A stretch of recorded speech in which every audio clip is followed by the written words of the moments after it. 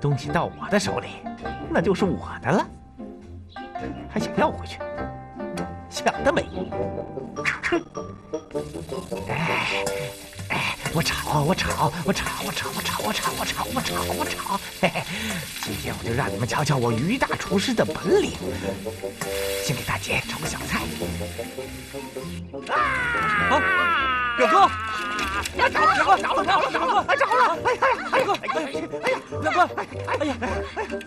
表哥，你的手怎么会着火呢？我告诉你们，出大事了！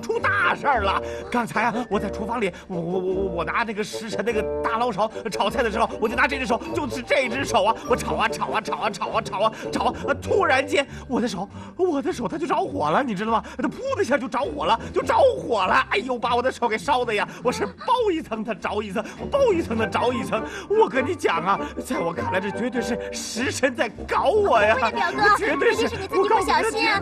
是表哥不会的吧？表哥，绝对就是他在搞我呀！表哥又着了！哎呀，救我呀！我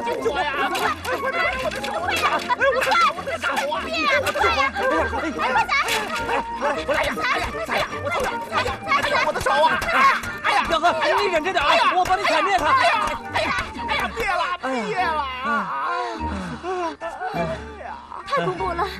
哎呀，我的手啊！表哥，您又着了，表哥，头发也冒头烟了！发着火了，快！哎，表哥，我帮你啊，表哥！别跑啊，表哥！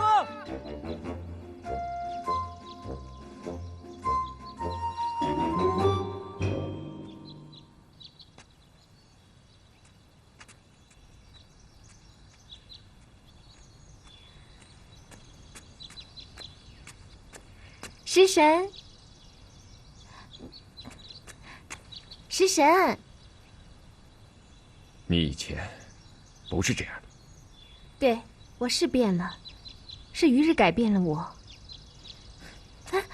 你生气了？以前在天上的时候，你从来都不曾这样的。不过，这是人间呀，就算神仙也会改变的。我没有变，真的？真的。那我离开的这段日子，你还每天都到七仙阁外等我吗？其实我也想念天上的那段时间，我想母后，想妹妹们，我还想……不过我现在不能回去，但是不是你想的那个样子，我不是因为什么人才留下来的。你有何苦在骗我呢？我都已经看到了。你看到什么？你和那个于日。食神，你不是想知道我为什么不回天庭的理由吗？那我现在就告诉你，我这次下凡，原本是奉了母后的命令，劝七妹回天的。可是她决意不回，一边是天庭法度，一边是姐妹情深，我夹在中间，着实的为难。七妹她连踢仙骨都不怕，我又能奈何得了她吗？她决意不回的话，那我就只能想办法让她在人间的生活过得好一点，这样我也能够放心的回去了。虽然我是在人间，可是这段时间我真的感受到了一种全新的不同的生活。其实这里有美丽的风景，有可爱的人，还有光明和黑暗，有万花筒，有望远镜，还有萤火虫。正是因为有了这些，就连无边的黑暗都变得妙不可言了。你说什么？我说的都是真的，是于日让我感受到了这一切。虽然我只是当他是我弟弟。弟弟？对，弟弟。食神，你相信我，只要七妹的生活改善了，我即刻回天。人间虽好，但是我明白，我们不属于这里，早晚都要回去的。可是在这之前，我真的希望你能够感受到我刚才所说的一切，因为这样，就算我们回去了，也可以带走一份美好的回忆。相信我，好吗？虽然我不太明白你说的话，但我相信你，像从前一样。你放心，我还是从前的我。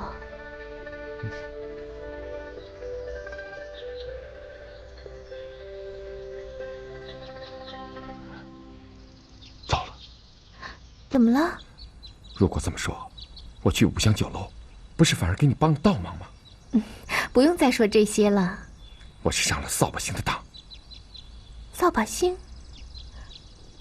我被扫把星给利用了。食神，食神！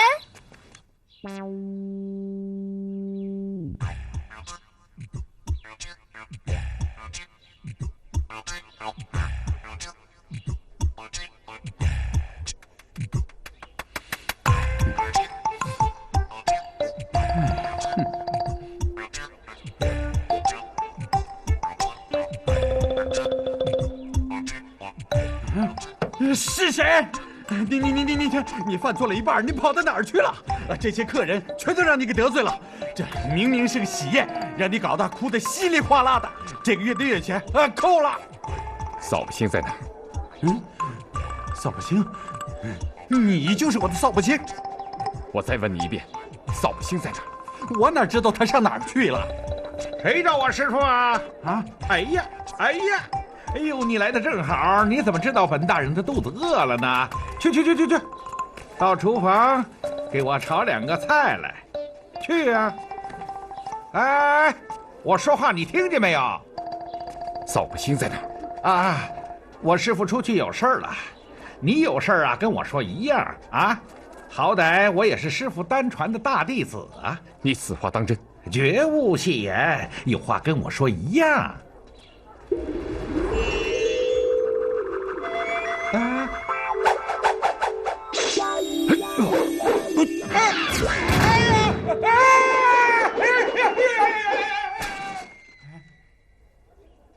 他去哪儿了？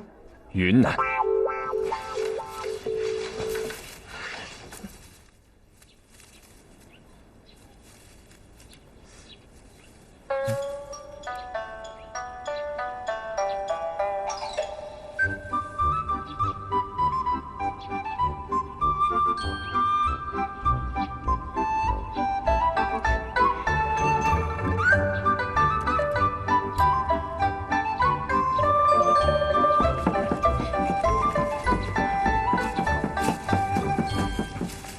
于日，你干什么呢？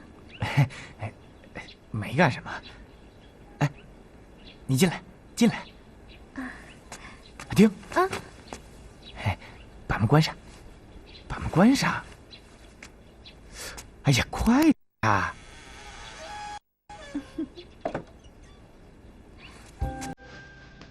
快，把眼睛闭上。闭上。不许偷看啊！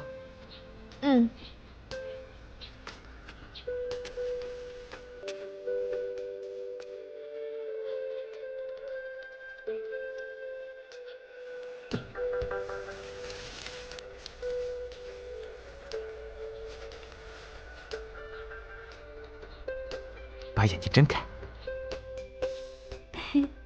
哎，别动。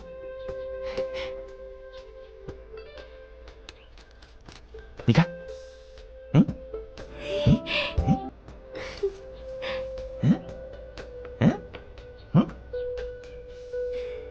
好看吗？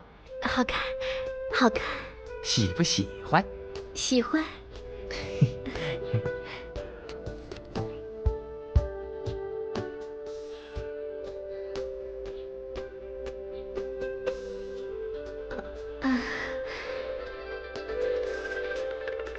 爆花做的花冠，也就你能想得出来。于日，你真聪明。我其实以后我们待在一起的时间还长着呢，所以我很多优点还没有显现出来呢。于日，你是个好人，不过我跟你……哎，我知道，你是仙女，我是凡人，我表弟和我弟妹也一样。不过你放心，只要是我表弟能给我弟妹的，我一样都可以做到。我向你保证。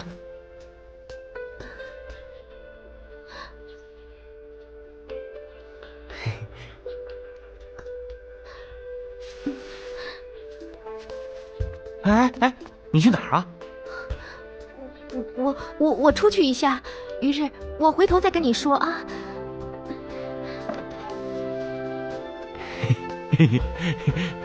你不用说了，我都知道了，我知道了。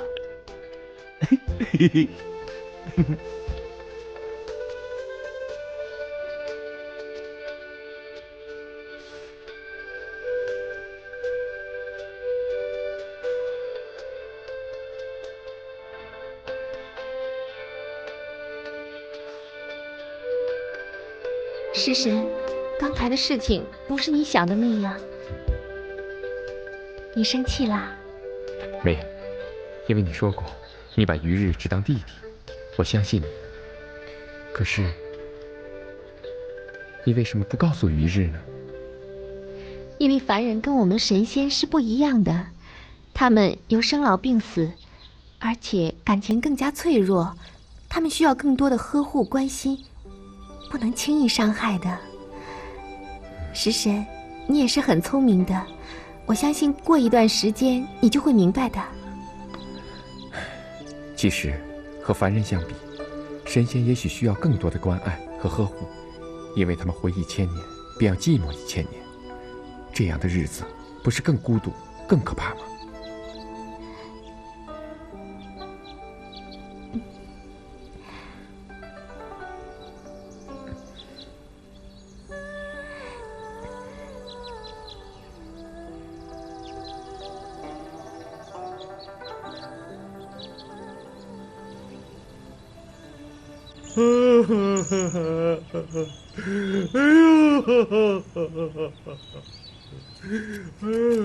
叔叔，你都哭了3天了，休息一下吧。休息一下。我的命怎么这么惨啊？为什么偏偏是云南？你就不要哭了吧。不要哭了。为什么呀？没见过哭啊！师傅，你在哪儿啊？你快来救我呀！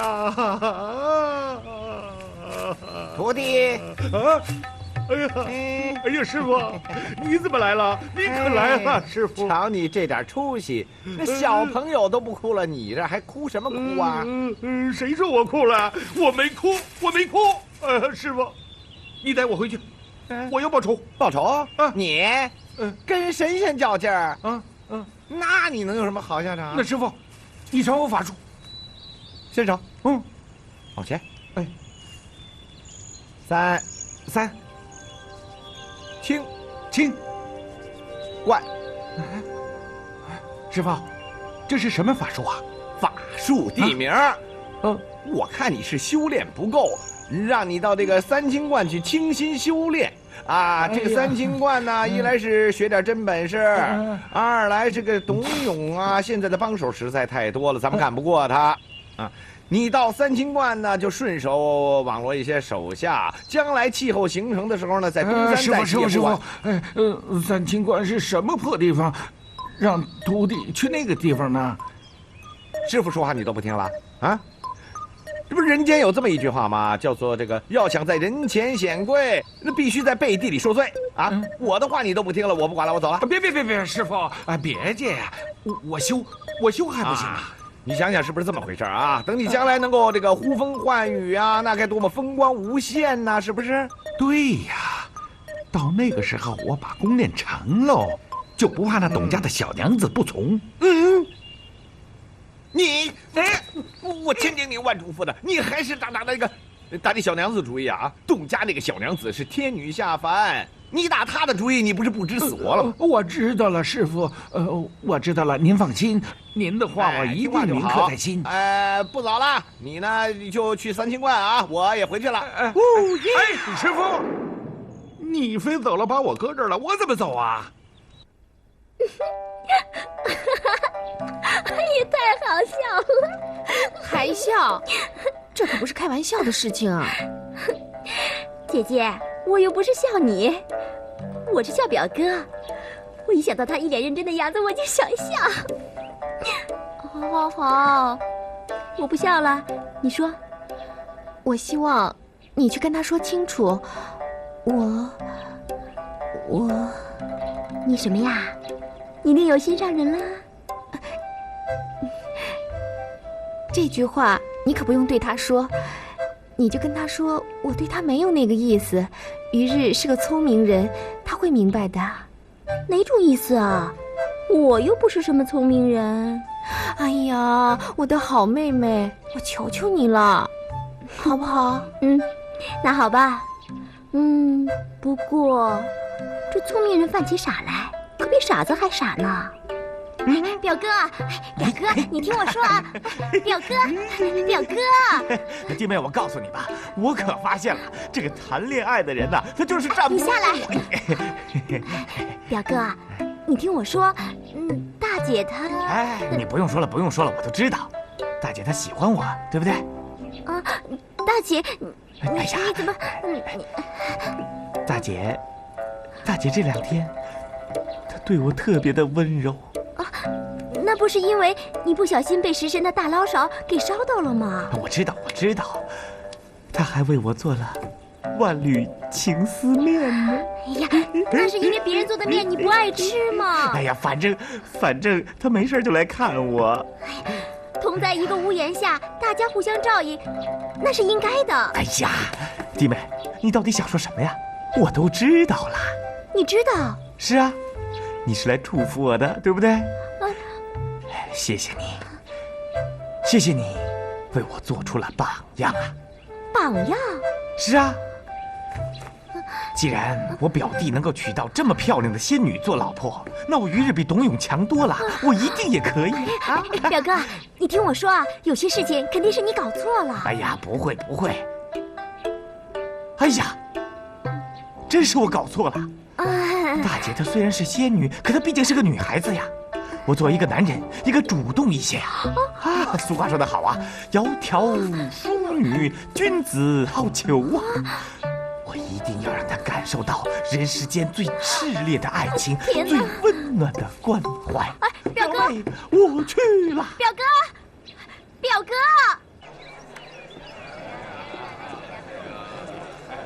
坐这儿。各位，表弟来，表弟，好嘞，拿回去啊。各位招呼不多，慢用啊！大家吃好啊！我们这儿什么都有。好嘞，来了，吃好啊！有什么吩咐呢？就叫我就行了。你看见了吗？你看见什么了？啊？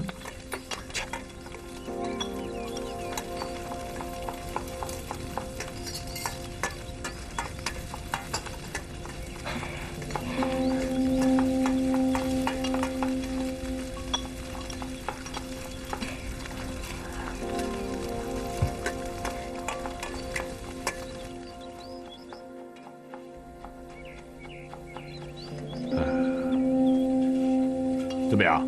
你看见了吧？你这回死心了吧？我看这是你故意安排的吧？什么？我安排的？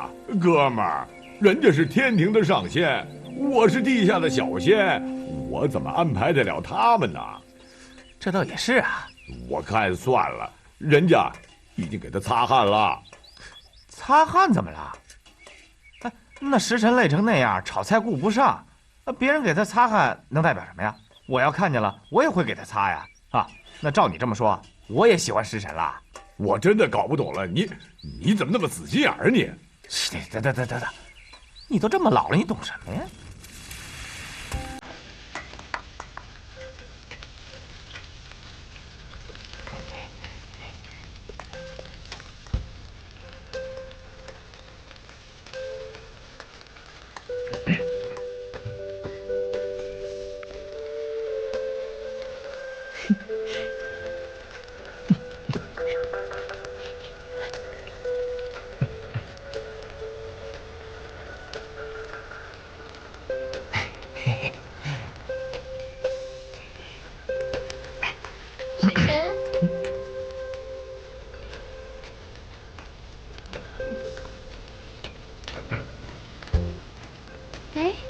怎么是你呀？食神呢？啊，食神啊，食神他累了，我让他回去休息了。哈。哦，那你是不是很辛苦啊？不会，不会。哎呀，你一头都是汗啊！啊，没关系的，没关系。啊，你自己擦一下吧。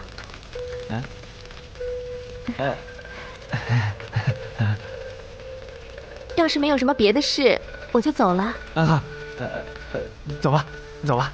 嗯。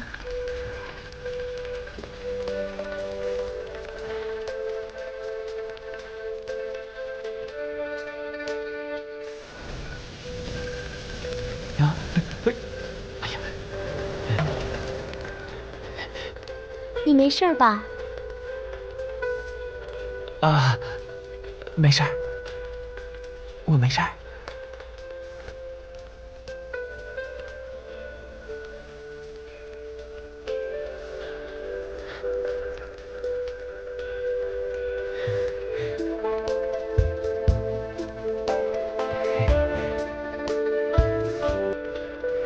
谢谢你，大姐。我就知道，你最喜欢我了。不过，你知不知道，我是非常的喜欢你啊！七妹，怎么是你呀？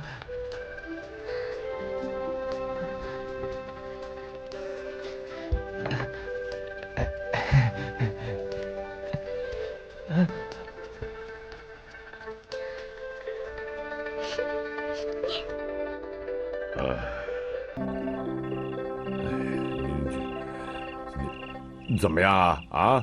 擦汗，这再简单不过了吧？嘿嘿嘿，我早就说过了啊，这大姐和食神才是一对儿，可是你啊，偏偏不信。我信什么呀？啊，擦汗怎么了？擦汗能代表什么呀？弟妹还给我擦汗呢啊！那你能说弟妹她跟我是一对儿啊？那就是你想耍赖。这什么叫耍赖呀？咱们打赌的时候不是说好了吗？是三局2胜呢，还是5局3胜，对不对？你，哎呀，怎么了？有本事咱们就再赌一次。赌就赌，谁怕谁啊？好，那你说，你怎么能证明大姐她是爱我的？首先啊，你得让大姐知道你对她，你又想骗我是不是啊？这证明大公主爱的到底是谁，那是你们的事情。我把办法都告诉你了，那我不就输定了吗？哎呀，小老头啊，你搞错了。证明大公主是不是爱我和咱俩打赌是两回事儿。其结果呢，第一种可能那就是大公主爱的是我，那我就赢了。还有第二种可能呢，当然这个可能是不可能发生的事情，也就是大公主爱的是那个死厨子。这样呢，我就愿赌服输，那我不就输了吗？怎么样？哎，我说了半天，你听明白了没有啊？我的意思是说，不管大公主她爱的是不是我，都是需要去验证的，对不对？至于这验证的办法呢，就交给你了。叫我想办法？对呀。那你平时不是聪明得很吗？哎呀，小老头啊，这当人遇到爱情问题的时候呢，聪明人也会变糊涂，也会变傻。那傻人呢，也会变聪明。比如说你吧。好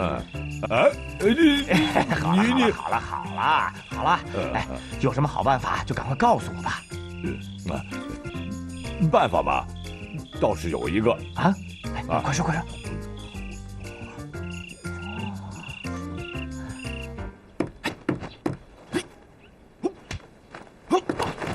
哎呀，好，哎呀，于姓何指教？哎，继续，哎，嘿，继续，哎呀，虽然看你长得比我差那么一点儿，也没有我这么可爱，但是还是差不多嘛。啊，于兄过奖了。哎呀，你干嘛老在厨房里转悠啊？那是女人们才应该干的事儿啊！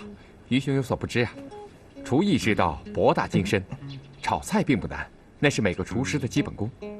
真正困难的是恰到好处将你手中的各种材料的优势发挥到极致。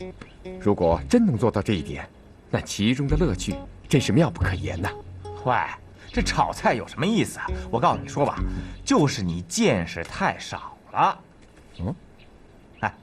我跟你说啊，这个人间天上啊，它是不一样的。这地上有很多好玩的东西，你知道吗？只要你有胆子的话，那就一定可以什么都玩得转。那于兄的意思是？我的意思是说吧，作为一个老爷们儿，不能老在厨房里头瞎转悠啊。要想玩，跟我到外面比试比试，怎么样？敢不敢？行。既然于兄这么迫切，那我就奉陪吧。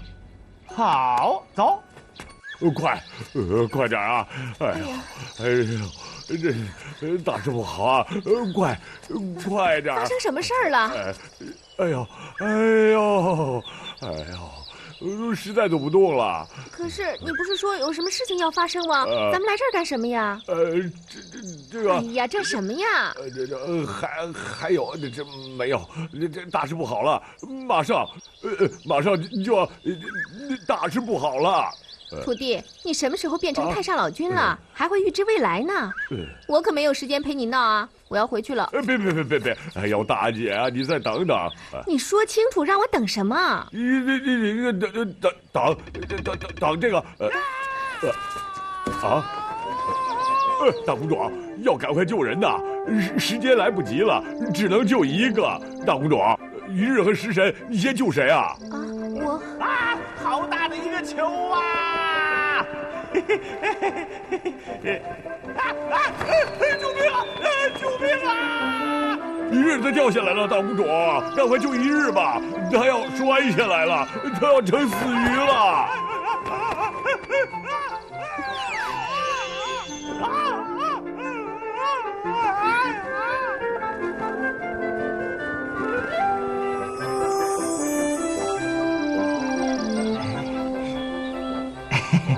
哎呀，我就知道我没死，大姐，你一定不忍心让我死的，对吗？你肯定会来救我的，因为你是爱我的，是吗？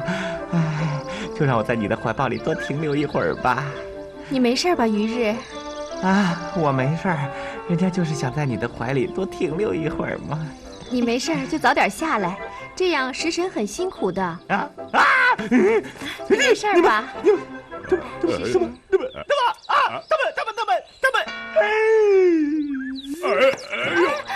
于是，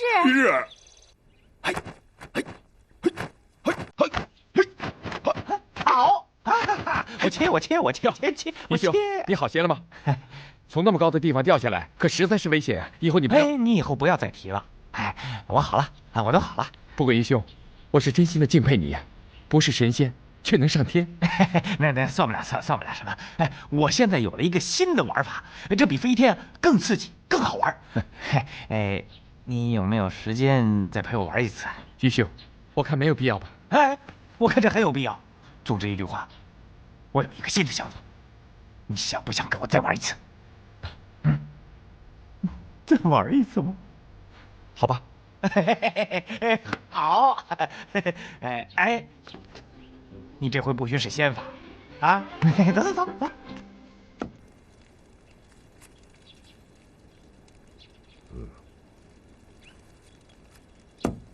徒弟，你又搞什么鬼啊？安静！现在比赛的题目是炼狱遨游大比拼。你们靠什么来战胜对手呢？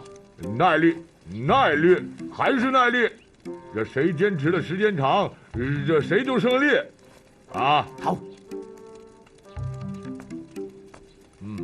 好，比赛开始。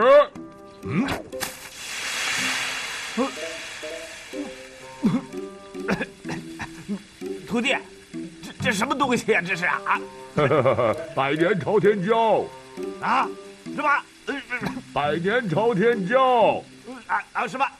不玩了！哎呀，哎，鱼啊，这可是比赛啊！你要是跑出去，你就输了啊！坚持不了那就出去吧。对，为了大姐，我一定会忍住。哎。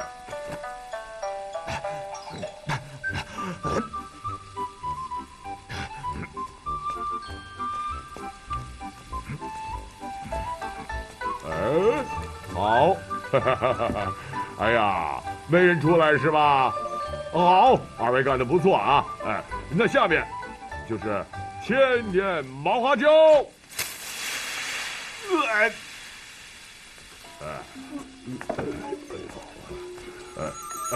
于日要顶住！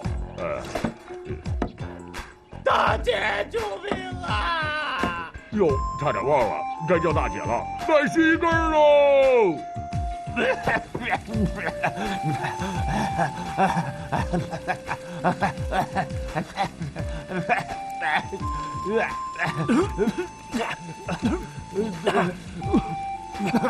大姐，大姐，大姐，大姐，表哥，表弟，表弟，你来干什么呀？表弟，你不要来找我，你让大姐，大姐和我家娘子出去了。啊，你说什么？你怎么不早告诉我呀？快，表弟，救我出去！走。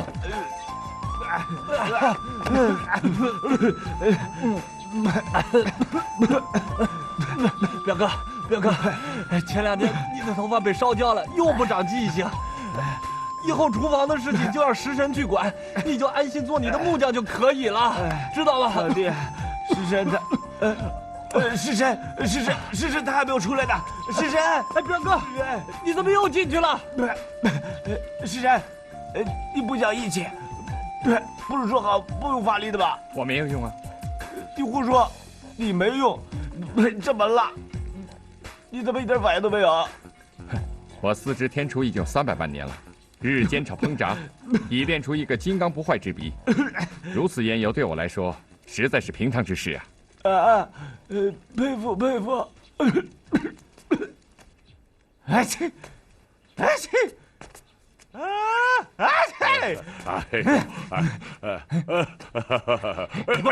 你给我过来！小老头，你想害死我呀？你害死我呀！你听我说呀，这次计划原本十分妥帖，于你有利呀。你想啊，食神不怕烟熏火燎，那他自然不会来求救啊。这样只有你一个人在大喊大叫，大公主肯定是要来救你的。可谁知道这千算万算，偏偏的这时候你，可就偏偏你没算到大姐她不在家，是不是？哎呦，这叫人算不如天算。我呸！我看就是你个小老头，你故意整我。你明明知道食神那个家伙他不放辣椒油，是不是？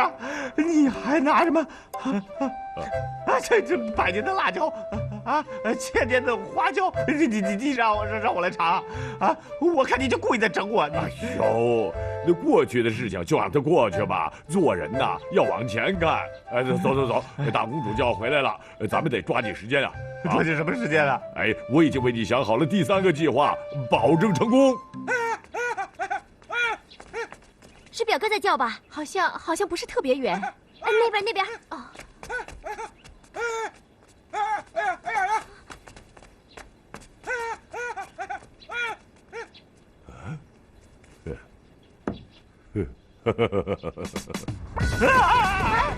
表哥，食神，表哥，食神，表哥，食神。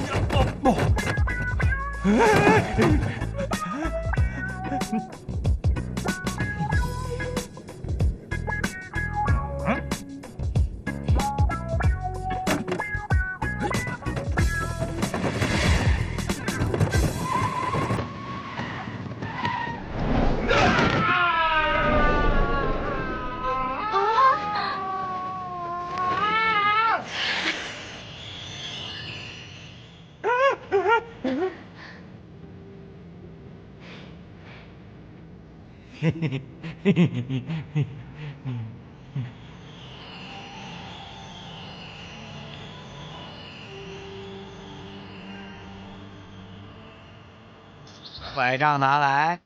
为什么呀？什么为什么呀？你明明刚才看到了，刚才遇险大姐救的是我，而不是食神。那又如何啊？如何？这就足以证明大姐她喜欢的人是我，而不是食神。嘿，我还告诉你，你的拐杖啊，我还不要了。真的？哎，那当然了。嗨，我说小土地啊，我说你就别在这烦我了，好不好？于是啊，我告诉你啊，大姐喜欢的真的是食神，我不骗你。哎呀，哎呦，这，我真不骗你，不信你去看。真美。是啊，那是因为太阳会东升西落，如果它永远挂在天上，人们对它就会视而不见。这就和凡人的生命一样，有开始有终结。正因为短暂，所以每个人都努力地使它更精彩。你说的对，人间真是神奇的地方。你也快变成一个凡人了，你居然会和于日一起疯，就像个孩子。你为什么只救他，不管我呢？你是神仙呀，无生无灭，何用我救？唉，无生无灭又怎么样？寂寞同样是无穷无尽。现在，我只希望像董永、像于日那样自由自在的生，无拘无束的爱。可是我们必定要回去的。我们可以留下。留下？对，只有留下，我们才能在一起，好吗？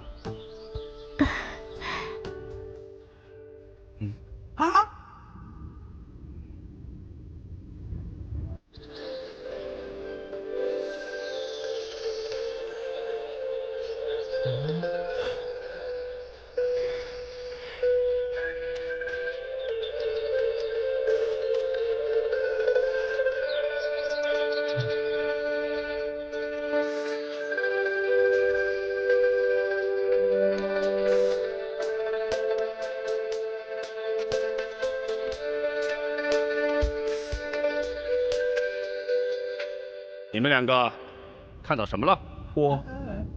我什么都没看到。千里眼，你玩忽职守在前，知情不报在后。若是两罪并罚的话，你担待得起吗？快说，到底看见什么了？我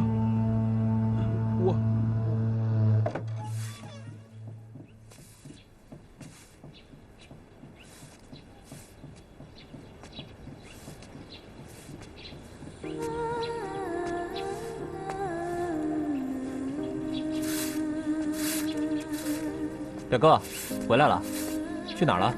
表哥，表哥，你怎么了？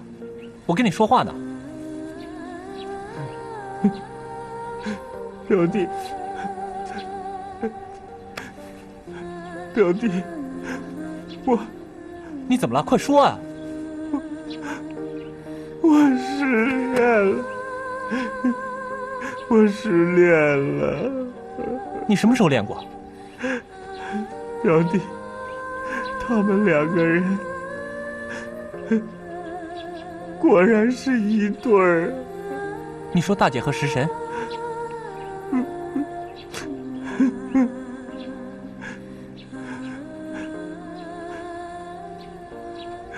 表弟，我这儿好疼啊，好像碎了一样。表哥，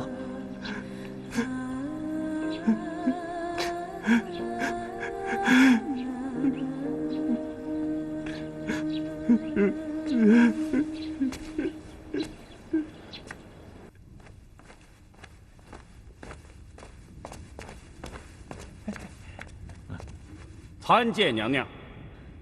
赤脚大仙，你有什么事情啊？你们两个还不赶快进来！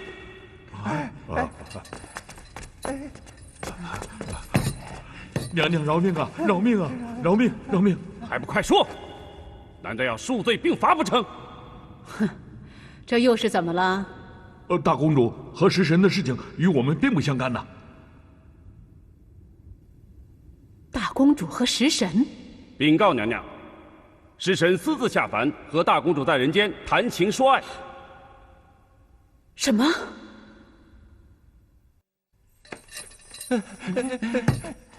娘娘饶命！娘娘饶命！娘娘饶命！还不快说！难道要数罪并罚不成？哼，这又是怎么了？大公主和食神的事情与我们并不相干呢。大公主和食神？禀告娘娘，食神私自下凡，和大公主在人间谈情说爱。什么？这是小仙亲眼所见，这也是小仙亲耳所闻。娘娘，大公主虽是奉命下凡，但是迟迟不归已是不对。如今又与食神生出纠葛，更为不妥。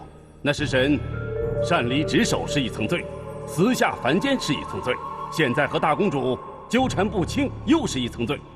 依照天规，动凡心、生爱恋、惹情缘、私配婚者，应该替其仙骨，断其仙根，打下凡间，永世不得再列仙班。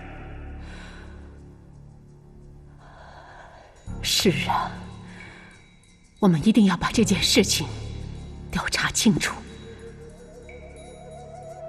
来人呐！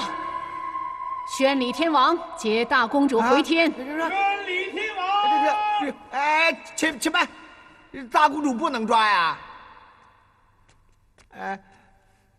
为什么抓不得？哎呀，娘娘，这人间的情爱就如同洪水猛兽，它能让人思维混乱，而且是非不分。您要说往左，他偏往右；您要说往前，他们就偏往后。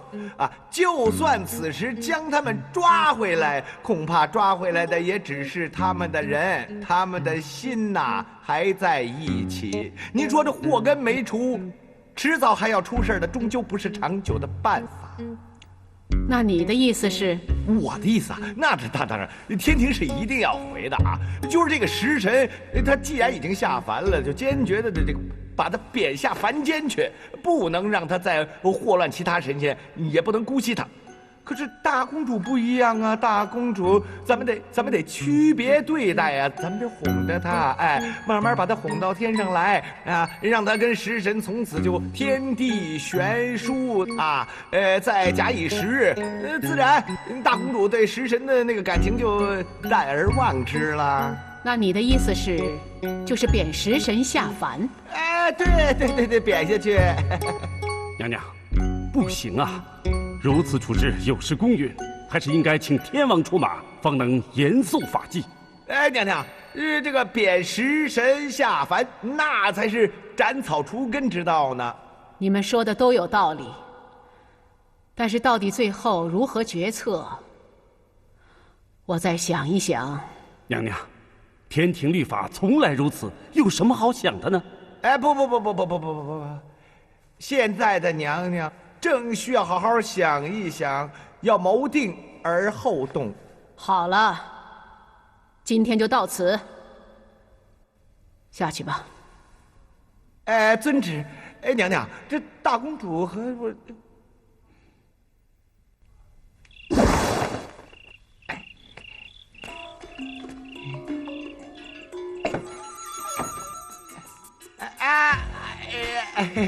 大公主，扫把星，你怎么来了？我来呀，我是跟你说，大厨师，你这是干什么呀？我知道你记恨着五香楼的事儿，可那时我是身负使命，我情非得已。扫把星，我虽是受蒙骗来到人间的，可若此行不成，我也不知人间的美好，所以在这儿，我要多谢扫把星。哎呦，食神呢，你可千万别跟我这么客气，你能这么理解我，也真不枉我为您二位的事儿飞来飞去的这一片苦心呢，是不？我又过来给您报信儿。报信儿，出什么事了？出什么事儿？大事儿！您二位的事情，娘娘知道喽。我们俩的事儿。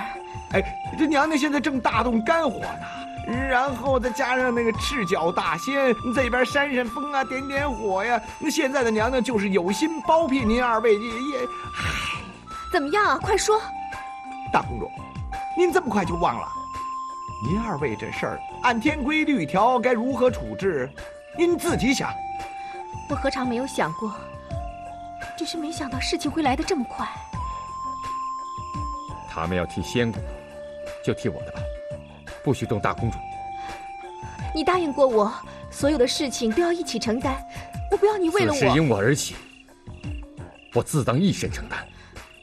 可是感情是我们两个人的事情。红儿，如果一定要有人为此付出代价，那个人必须是我。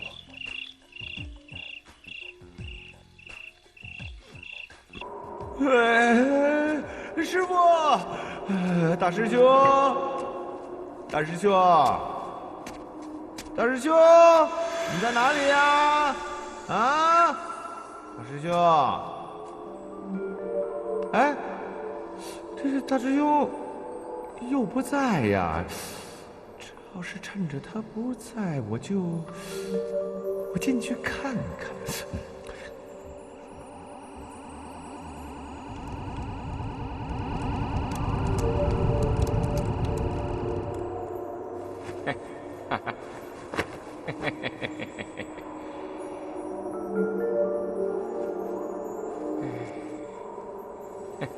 好啊，这次我非要见上师傅一面。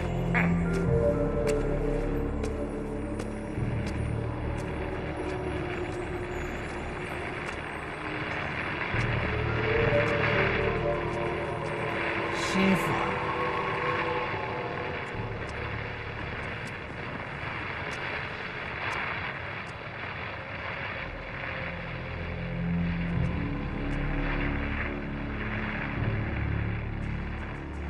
师傅，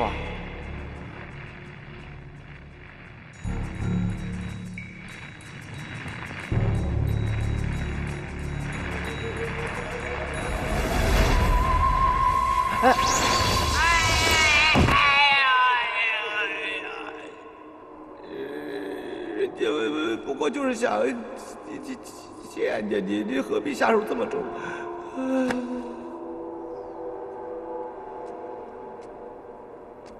下手也太重了，你这还真打的你。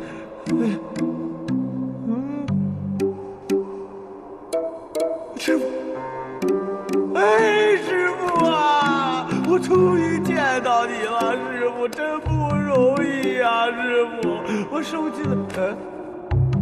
你怎么是你呀？怎么是你呀？嘿。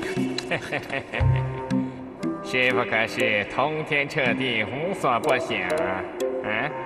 你这鬼把戏岂能瞒得过他老人家？就是因为师傅啊，通天彻地，无所不晓，我才特别想见见他老人家。可谁知道师傅偏心眼偏厉害，我也不知道你这小东西这怎么讨得他欢心呢？因为我办事得力。你办事？你办什么事了？你连这洞你都出不去，你能办什么呀？啊！我告诉你啊，你跟师傅说去啊，我有重大的消息，我要亲自告诉他，亲自。什么消息？告诉你也好啊，这个大公主啊，被我略施小计，就留在了人间啊。如果她逾期不归呢，就一定会被赤脚大仙咔嚓咔嚓剃去仙骨，到时候想回也回不去了，这不是大好事吗？大好事，大好事啊，大好事！不必了，不必了，你做的这些事情，师傅都知道。师傅都知道，他怎么？哦，对呀，咱们师傅是通天彻地，无所不晓啊！哎，师傅怎么没说怎么奖励我呀？你想要什么，师傅也知道。真的？哎呦，咱们的师傅是既伟大又了不起呀！师傅说了，只要你再弄2个仙女下凡，就啊，2个？大公主呢，可算其中1个，哎，但你务必将她的退路断干净。等会儿，我把大公主弄下去，那已经费了是死力气了，你只让我弄一个呀？你跟师傅说啊，我一个区的下仙，我干不了这活，干不了，我干不了啊！师傅说了，只要你我不听，不听，就给你增加法力，不稀罕，让你做大师兄。我不，大师兄。对呀，不信你自己去问师傅。哎，那就不必了。哎，不过我要是做了这个大师兄，那你……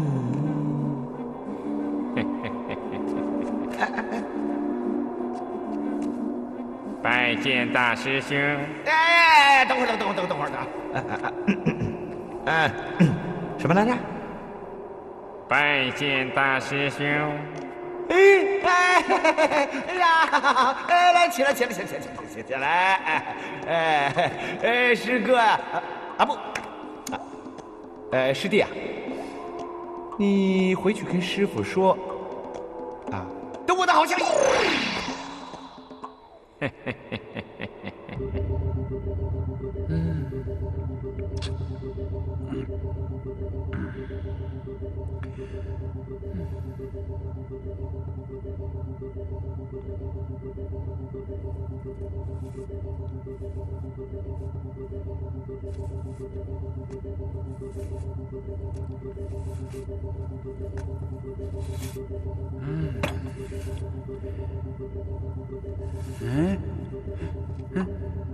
哎，扫把，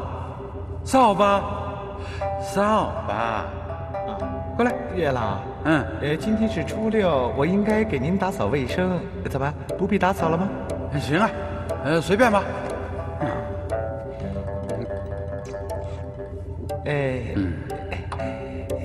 月老，今天好雅兴啊。哎，扫把，你今天怎么格外高兴？怎么跟往日不一样？月老好眼力呀！有喜事吧？正是。这个人生得意须尽欢呐，月老，能不能讨您一杯好酒？我这个庆祝一下。你我这可是桂花美酒，是常姑娘特地为上仙酿造的。你一个下仙，去啊！那下仙告辞了。哎，扫把啊，咱们俩今天特别的高兴，干脆同饮同醉，怎么样？哎，叨扰了。过来吧。哎呀，谢谢。哎，叨扰了。就这一个杯子。我带了。哎，你，这太大了。带一点。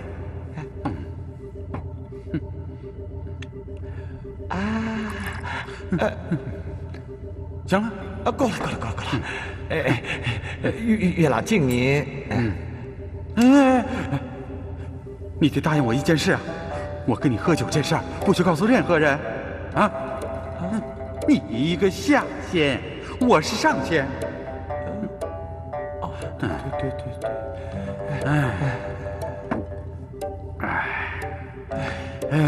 扫把呀，这几百万年来，你一直时运不济啊！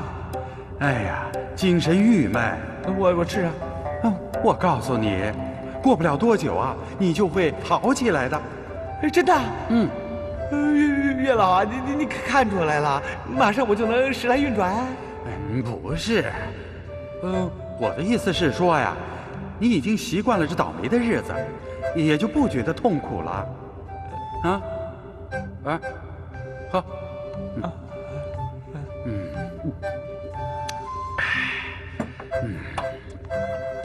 哎，扫把，你知道我今天为什么这么高兴吗？我呀，成功啦！什么成功啊？忘情水。您不是配过一回了吗？那次不算。啊，今天我拿嫦娥的2只玉兔做了试验，2只兔子喝了以后，谁也不理谁了，跟不认识一样。不过为了稳妥起见，我还得找一个神仙试上一试。找王母？不行，王母不行。哎，扫把，你有没有兴趣啊？我是一个下仙，这不行。正因为你是下仙，多一个少一个没关系，正好充当试验品嘛。月老，这下仙就不是天上的神仙啦？是啊。我的意思是说呀，喝点忘情水也没什么关系嘛。你不是老觉得自己倒霉吗？也许喝了忘情水，你就不觉得自己倒霉了。对，月老，您甭说了啊，您甭说了，我还是扫我的地去了啊，我走了。哎，扫把，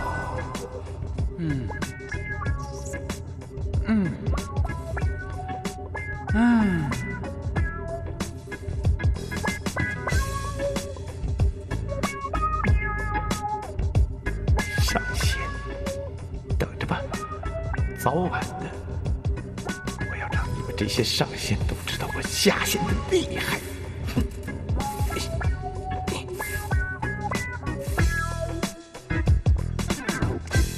大姐，食神，扫把星送来消息了，你们赶紧逃吧。不，我们不走。为什么？因为我和红儿想过像你们一样的生活。对，我跟食神商量过了，如果他们非要踢掉仙骨才肯放过我们的话，我们认了。哎呀，因为只有那样，我们才能像你和董永那样长相厮守。长痛不如短痛，短暂的痛苦跟长久的分别，你会选择什么？大姐，那可不行。要是母后只是想把你们捉回天庭，那可怎么办？到时候再把你们分别关进天牢，就算是你们有心同生共死，恐怕也来不及了。七妹言之有理，如果真是那样的话，岂不生不如死？是啊，夜长梦多，我看你们还是赶快走吧，现在就走。千里眼和顺风耳是天庭的耳目，我们就是逃，又能逃到什么地方呢？这个你放心，千里眼和顺风耳是绝对不会说的。记得当初七妹私自下凡，迟迟不归，就是顺风耳变成了她的模样，才帮我们蒙混过关的。七妹逃出天牢以后，也是顺风耳顶替她在天牢里受尽了苦楚。对呀。可是，王母娘娘的命令，他们也很难抗拒啊。食神，如果你相信我，就一样可以相信千里眼和顺风耳，他们一定不会做出伤害我们姐妹的事情的。来。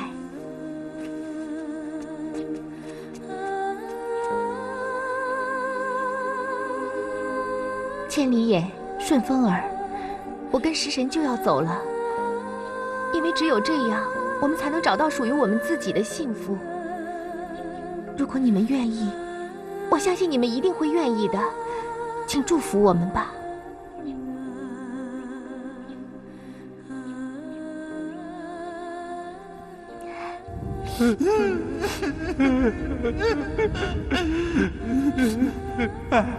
你都看见什么了？你又听见什么了？黄金万两容易得，知己一个也难求。是为知己者死，无怨无悔。两肋插刀扑皱眉，刀山火海不回头。兄弟，好样的！就是踢了你的仙骨，断了你的仙根，编你下凡，我也绝对不说。我就知道你这个人啊，讲义气。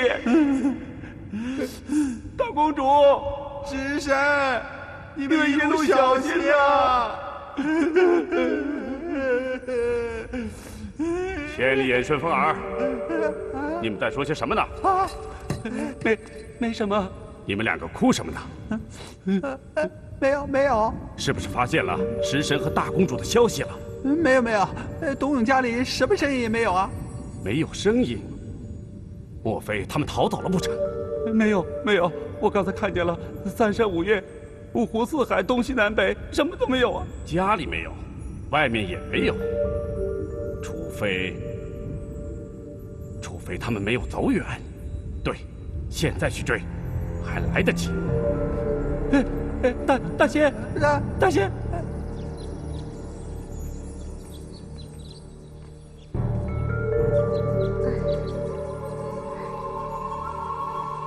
师神，大姐就拜托你了。七公主，我保证，不管遇到什么事情，我都不会让红儿受到一点伤害的。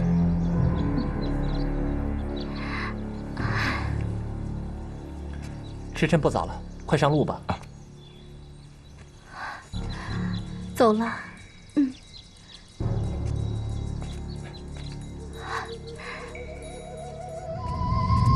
大公主，时神，你们二人妄动凡念，私下凡间，你们可知罪？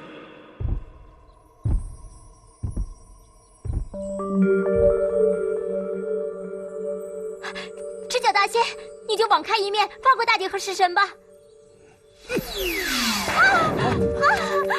娘子，你没事吧？大公主，五公主啊，再不想想办法，赤脚大仙就要踢骨断仙了。怎么办啊？哎呀，这赤脚大仙啊，可是出了名的铁面无情啊！大公主的态度又是坚决不肯回转，依我看，真是凶多吉少啊！不行，再这么踢下去的话，我们姐妹岂不是要四散分离了？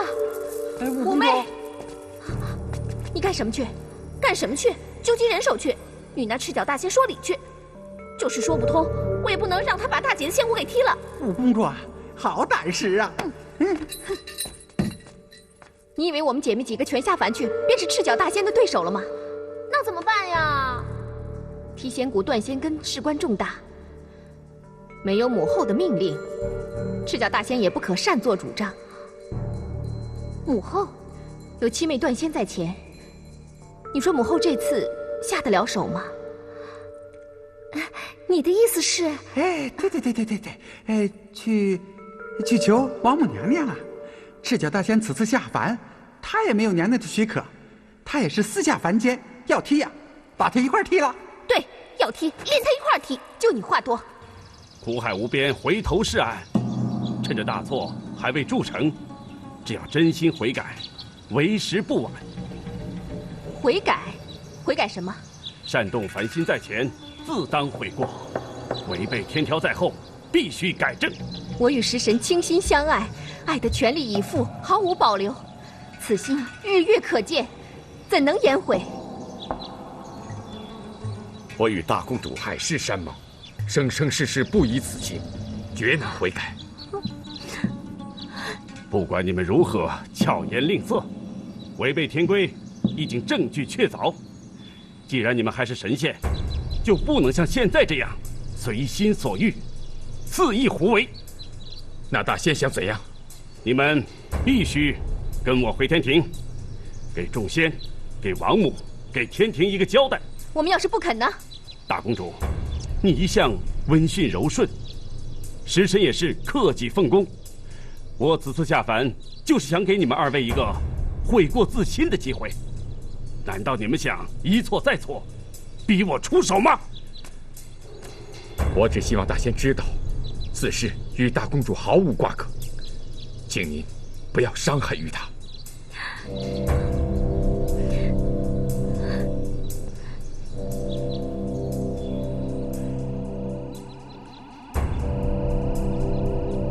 你们要是还不识抬举，就休怪我无情了。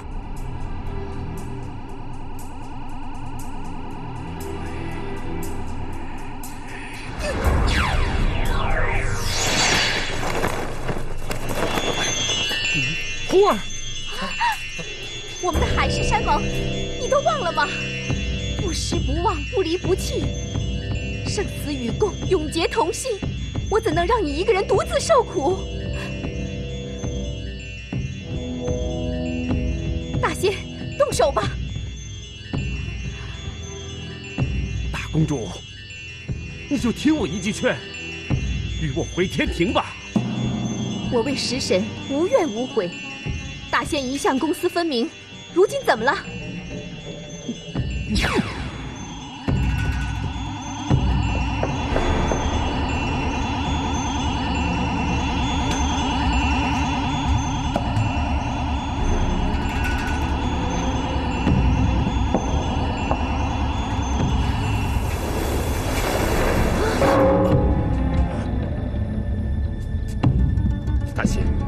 我知道自己不是你的对手，我只希望你能放过他，可以吗？你放我出去！食神，食神，咱们不是说好了要永难停刚的吗？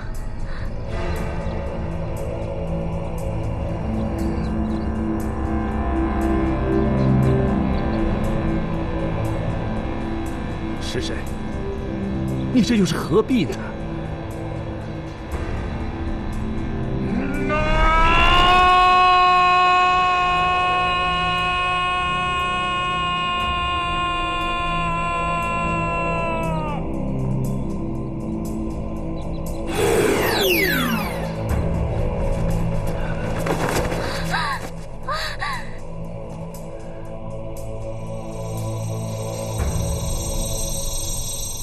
大仙，我自愿交出内丹，从此远离仙班，做个普普通通的凡人。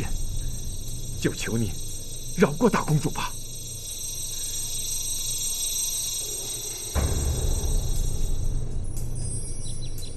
食神，内丹乃神仙之本，修炼至此，来之不易啊！难道人间的情爱，真值得你放弃这么多吗？值。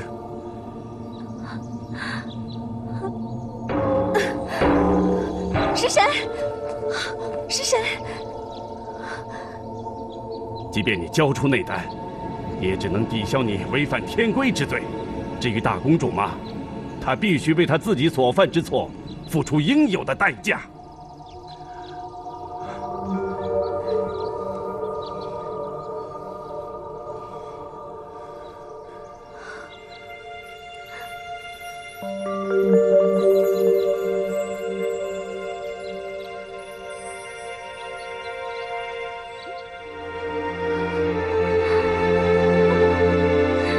大公主得罪了。食神，食神，食神，食神，食神，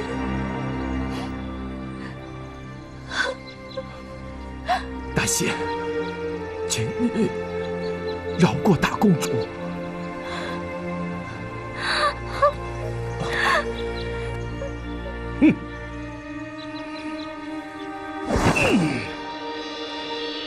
大仙，娘娘，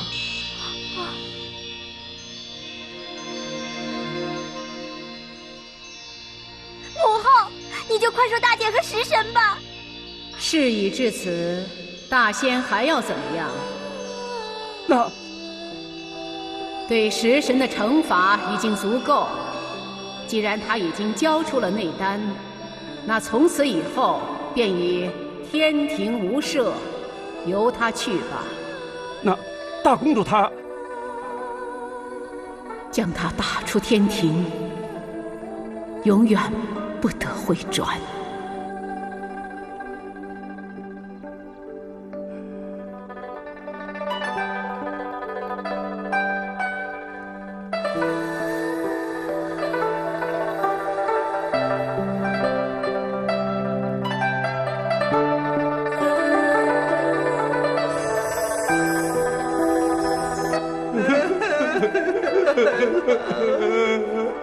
还好母后及时赶到，否则能怎么样啊？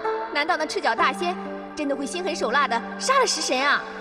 此事与赤脚大仙无关，食神做事荒唐，大姐更是没有分寸。我看食神是有情有义的，现在他为了大姐被贬下凡，难道连这也不能证明他的真心吗？我们是仙女，要他的真心做什么？凡人尚且讲究将心比心，心心相印，何况我们呢？唉，想不到这样冷冰冰的天宫里，竟然有这样的热血男仙，我以前还真是小看他了。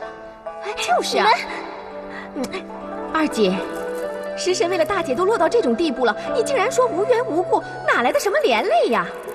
食神可真是个伟大的神。哦，不对，是个伟大的人。人家现在已经变成人了，你们真是说不通。你才无情无义呢！我无情无义？你们有没有为母后着想过？哼！现在大姐永远都回不来了，你们高兴了？哼！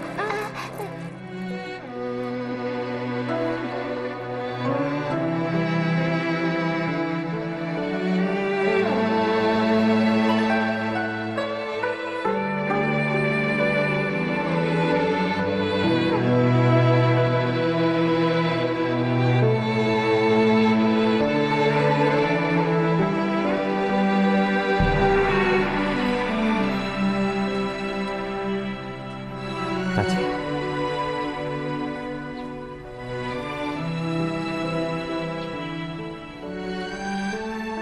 时辰他发生了这么大的事情，我都帮不上什么忙。不，你已经帮了我们很多了。没有你，我们不会明白，人世间还有这么美好的感情，这么幸福的生活。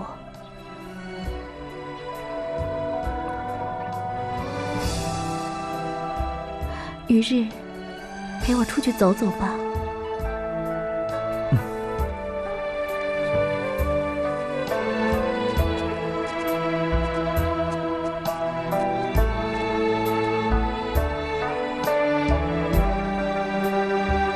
大姐，时辰他……于日，你是一个好人。哎，没用的好人。时辰答应过我，不离不弃，生死相随。他既然能够说得出，就一定会做得到。他不会就这么丢下我的。可他现在已经不是神仙了。那有什么关系？只要时辰好起来，我便随他天涯海角，就是粗茶淡饭、金钗布衣，我也心甘情愿。可是如果他就这么走了，我也要随他而去。是吗？大姐，你不要啊！你忘了，我现在还是个神仙呀。就算是阴曹地府，我们也要在一起。我会和他手拉手，一同走过漆黑的奈何桥。如果他喝了孟婆汤，不记得我了，把我们之间的故事、我们之间的感情和过去都忘了，我也要陪在他身边，陪他说话，给他作伴儿，直到他想起我，想起我们之间的一切，一切，这样我们就可以再续前缘了。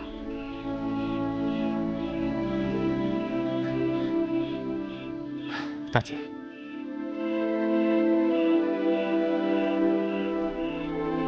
我祝福你们。谢谢。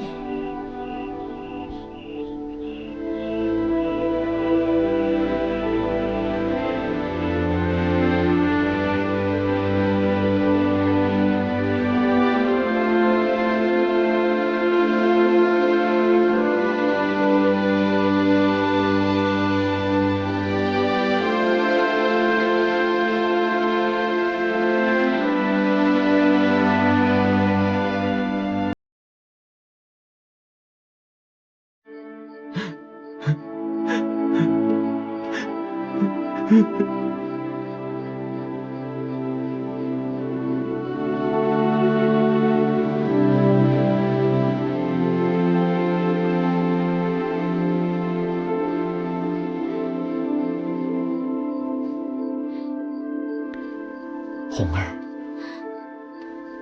都过去了，都过去了，我很好。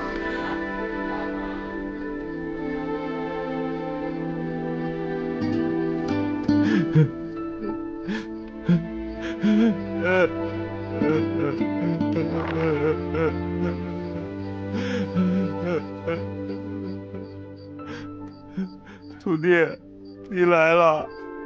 徒弟，师神为大姐做的一切我都会做，可是他不给我这样的机会啊，就连一次都不给。大姐，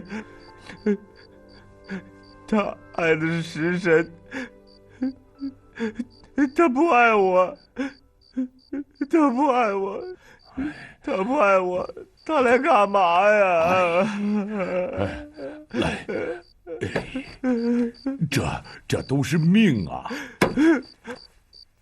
我不信这就是命。你说我的命怎么这么苦啊？哎，别哭了，个人有个人的缘分啊，这种事情强求不得啊。徒弟，你知不知道，当时他在天上飞，我在地上追的那个情景，一直在我的脑海里，我永远都忘不了。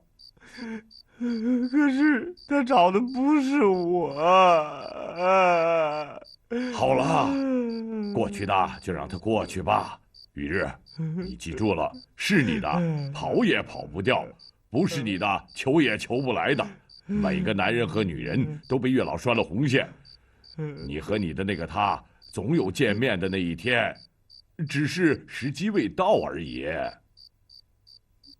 真的？哎呀，是真的，相信我吧啊！哎，好歹我也是个神仙啊，是不是？是。哎，我也知道你是个神仙，可是你这句话已经说了很多次了。哎，可是我的那个他在哪儿？他什么时候会来呀？会来的啊，会来的，他总会有一天来的，相信我吧啊！啊！一个啦，一个啦！师兄啊，你赶紧去跟师傅说，大公主小回都回不来了。当时师傅不是已经答应过，只要弄下去2个仙女，就升我做大师兄吗？现在已经有一个啦。这大公主的事还没有完。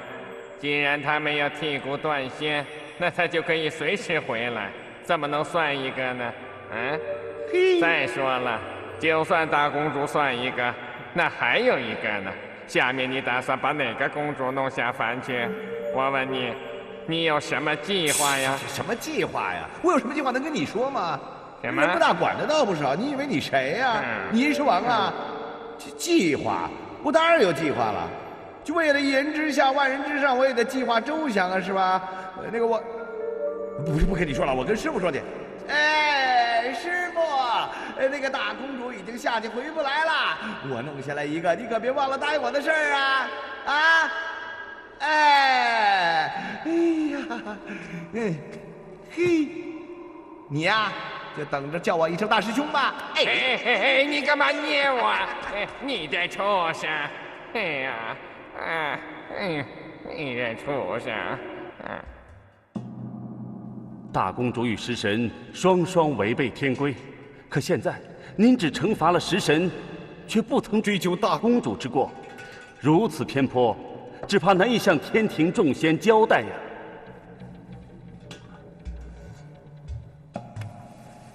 那大仙的意思是？小仙以为，食神交出内丹是太过轻率，惩罚过度。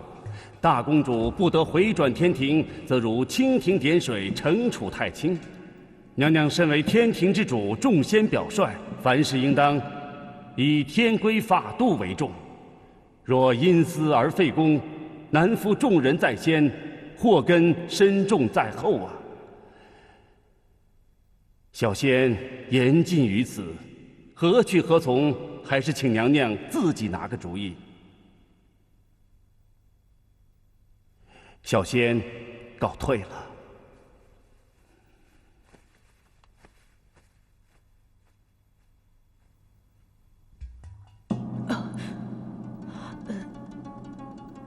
大仙还有什么话要说？扫把星参见娘娘。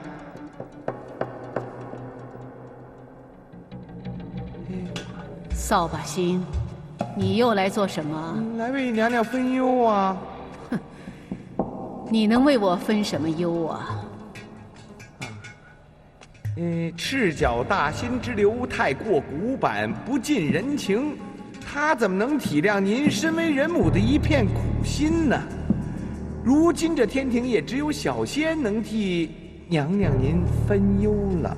哦，啊，这大公主啊，那她这本来就是奉命下凡，你即便与时辰有什么这个感情纠葛，那也都是那个年少无知之故。再说这也没铸成什么大错呀，其情可悯，其罪可恕。可是大公主至今还没有回转。这原因您自己清楚啊。小神是看大公主情缘未断，姻缘未了啊，解铃还须系铃人。当然了，这姻缘之事，咱们还得请教那个月老。月老？哎，你还不知道吧？那个月老最新研制的忘情水成功了。哼，忘情水。哎呦，娘娘，世间的万物都是相生相克的，这红线既然能系，那就能断啊。那忘情水就是坏姻缘、断红线之物。那有情人喝了它，那不到1个时辰，就能把千般的柔情、万种的恩爱全都抛在脑后。可是这忘情水总是让我放心不下。哎，娘娘，我帮他保证。这次配的忘情水是保质保量。好，那就宣月老来见。哎，我帮您宣去。月老？王母娘娘找月老干什么呀？我们赶紧通知五公主，五公主一定有办法知道王母娘娘想做什么。